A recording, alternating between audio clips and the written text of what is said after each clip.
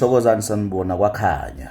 Awuniphilisa umluzo omkhulu, awaniphilisa amakhosi amakhulu. Ngiyanimema again enkonzweni yomlozi encounter, enkonzweni yamandla, enkonzweni yamakhosi nomakhosi NH Mthembu eyobe iseThekwini kwaMashu B section ngomhla ka13. Okungena nje 250 ufike kule nkonzo. Phatha amanzi akho omkhulu uzokubusisela, phatha ikhandlela lakho, phatha izembatho zakho, phatha ijazi lakho, phatha umNazaretha wakho, phatha amabhayi akho, woza nabagulayo, woza nabadinga umsebenzi, woza nabadinga inhlanhla, woza nabadinga ukuphumelela, woza nabafuna ukuphakamisela uyithunya, ukuphakamiselwa amadlozi abo, ukuvula iphuze engavulekile zizovuleka ngomhla ka13 September kwaMashu section. Sobe silaphana nje esikoleni, khona isikole sobe sikusona, kuqashwa ihholo, sinibhukhela ihholo. Ngiyacela kusuka abantu baseThekwini, kusuka abantu basePantown, kusuka abantu baseMlazi, kusuka abantu bakwaMashu, kusuka abantu eGoli,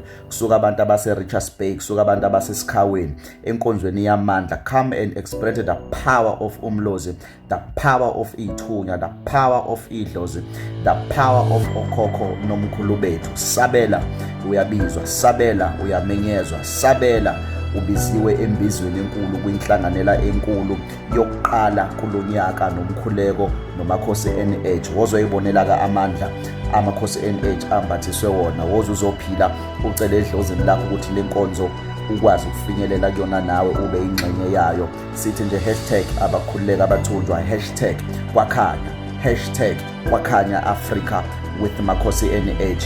Asibonane khona ke ngomhla ka13 September. Siyayiqala i-countdown manje, asidlali sithi nje phakama thunya, phakama ngelozi yokulunga, phakama uNkulunkulu wokhokho bethu, phakama uNkulunkulu wasemandulo. Adede ubumnyama kusondela ukukhanya kuze kube ingunaphakade. Ndawuwe thokoza, akube kuhleke njalo kwakhanya.